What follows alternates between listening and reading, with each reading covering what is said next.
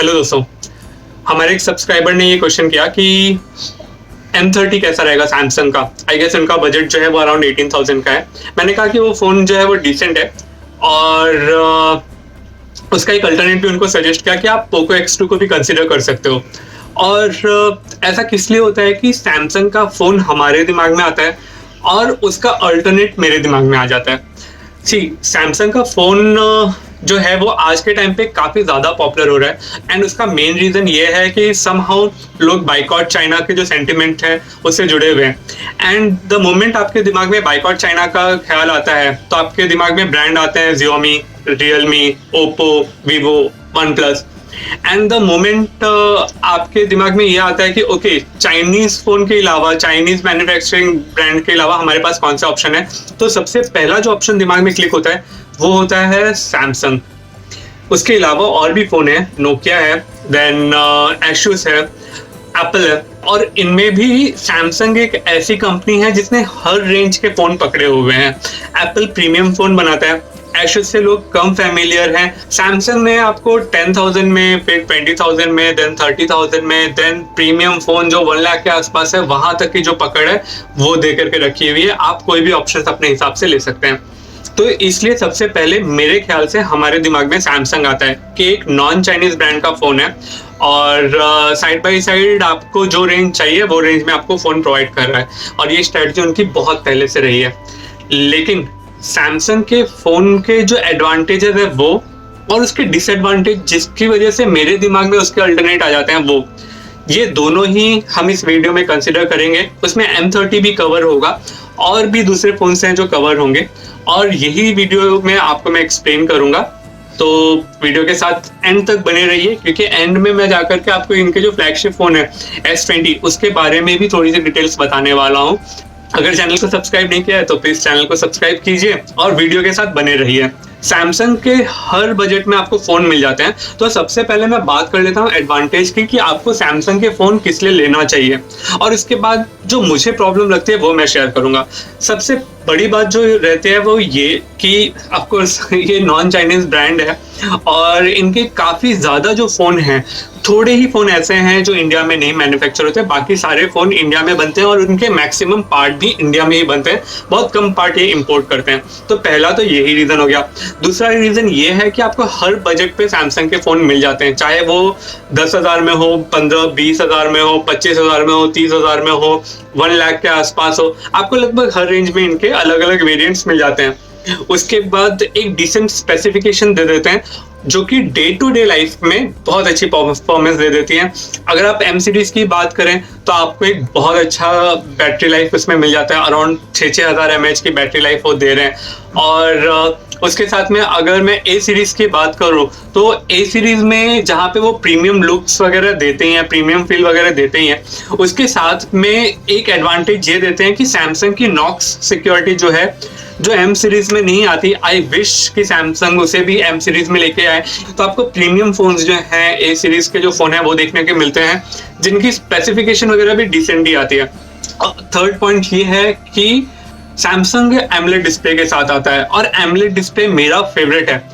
Somehow मैं जब AMOLED display use करता हूं और नॉर्मल डिस्प्ले यूज करता हूं, और अगर दोनों की रिमेनिंग स्पेसिफिकेशन सेम है, फॉर एग्जांपल आप एक 60 हर्ट्ज का LCD पैनल लेते हैं और एक 60 हर्ट्ज का बेसिक एमोलेड डिस्प्ले लेते हैं, तो एमोलेड डिस्प्ले की क्लैरिटी बहुत अच्छी होती है। आपकी जो ब्राइटनेस है वो आपको 100% डिफरेंस दे देगी कि ये जो ब्राइटनेस है ये बहुत अच्छी है। तो सैमसंग के लगभग सारे फोन जो हैं वो आपको एमोलेड डिस्प्ले के साथ आते हैं, क्योंकि सैमसंग जो है खुद एमोलेड डिस्प्ले बना रहा है और दूसरी कंपनीज को भी सैमसंग ही प्रोवाइड करता है एमोलेड डिस्प्ले।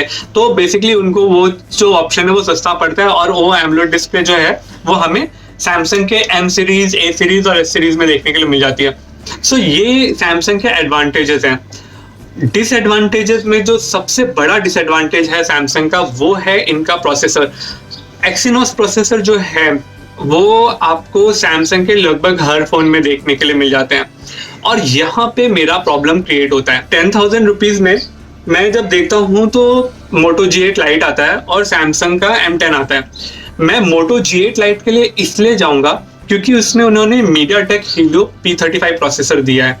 और सैमसंग के लिए इसलिए नहीं जाऊंगा क्योंकि उन्होंने Exynos 7880 का प्रोसेसर दिया हुआ है। अब इनमें फर्क क्या है? फर्क ये है कि सेम प्राइस पॉइंट पे आपको मोटोरोला अराउंड 10% के करीब जो है ओवरऑल परफॉर्मेंस बेटर दे देता है।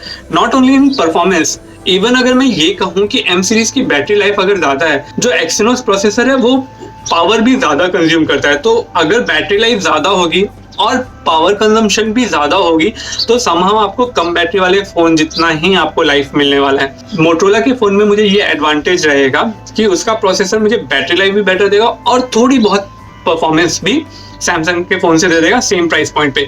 इसके अलावा मैं मोटोरोला के फोन पे इसलिए भी जाना चाहूंगा क्योंकि मोटो का जो इंटरफेस है वो लगभग प्योर एंड्रॉइड जैसा ही है, तो यूजर फ्रेंडली है। प्योर एंड्रॉइड में हमेशा प्रेफर करूंगा एज कम्पेयर टू कोई भी कस्टम यूआई के लिए। जैसे सैमसंग का है, बहुत फेमिलियर है, मैंने कई साल तक सैमसंग के फोन भी यूज किए हैं, लेकिन द मोमेंट मैंने वन प्लस के फोन यूज किए या फिर पास्ट में उनके G2 G3 या जो G टर्बो वगैरह फोन आए थे वो जो मैंने यूज किए थे मोटोरोला के, तो मुझे ऐसा लगा कि ये जो एंड्रॉइड की एक्सपीरियंस है ये काफी अच्छा रहता है और इसकी वजह से परफॉर्मेंस आपको और बेटर मिल जाती है। क्योंकि आप जितना भी प्योर एंड्रॉइड के ऊपर जितनी चीज डालोगे समहाउ आपके फोन के ऊपर बर्डन है। एक तो आपको प्रोसेसिंग कम मिल रही है, ऊपर से आपको बर्डन ज्यादा मिल रहा है, तो आपको परफॉर्मेंस और कम मिलेगी।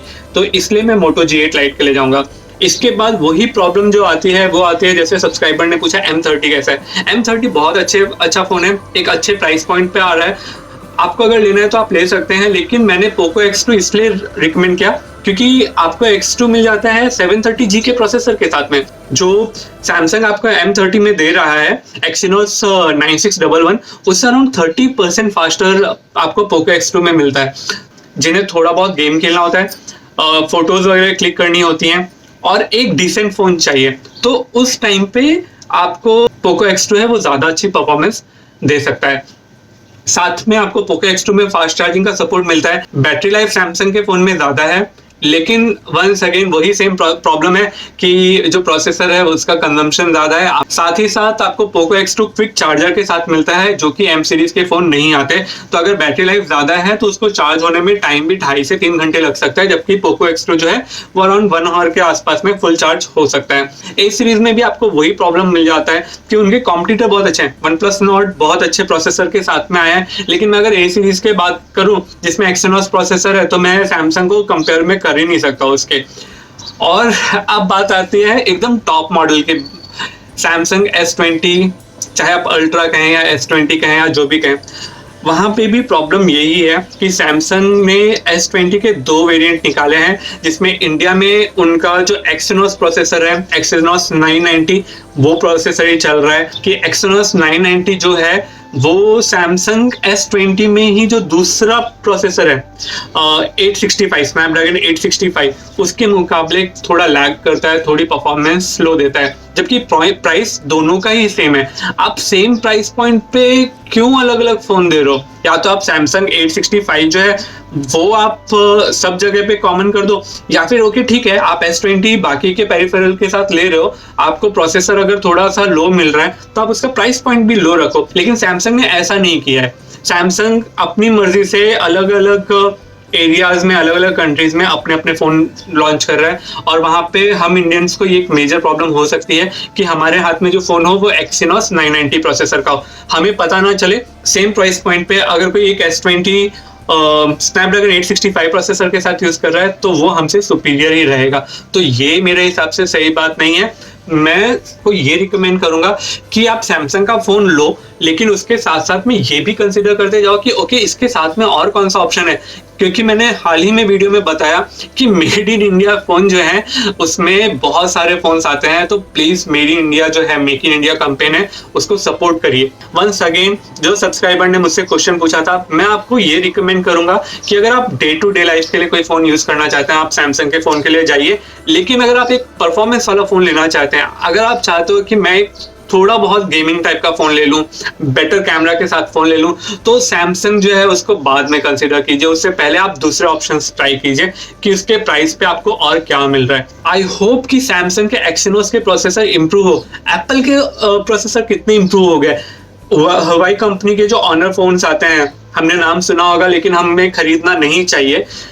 वो जो फोन्स हैं उनके प्रोसेसर, आप किरिन प्रोसेसर जो है उनको आप स्नैपड्रैगन से अगर कंपेयर करोगे तो कट टू कट चलते हैं, कहीं कहीं पे किरिन प्रोसेसर और बेटर परफॉर्मेंस दे देते हैं, लेकिन सैमसंग के प्रोसेसर के साथ वो नहीं हो रहा। और कंज्यूमर से भी यही रिक्वेस्ट है कि अच्छा चुनिए, अच्छा प्राइस पॉइंट पे अच्छी चीजें लीजिए, ताकि ये जो कंपटीशन है ये बना रहे, ताकि हमें अच्छी चीजें मिलती रहे। तो ऐसी इंफॉर्मेटिव वीडियोस के साथ बने रहिए और अपने फ्रेंड्स एंड फैमिली के साथ जरूर शेयर कीजिए, क्योंकि आई एम श्योर आज के टाइम पे काफी लोग सैमसंग का फोन लेना चाहते हैं। आंख खोल करके डिसाइड कीजिए कि कौन सा फोन लेना है। और अगर आपको कोई भी डाउट होता है तो जैसे सब्सक्राइबर ने पूछा, आप डेफिनेटली नीचे लिंक में पोस्ट कर सकते हैं कि मुझे ये फोन लेना है, लेना चाहिए या नहीं लेना चाहिए।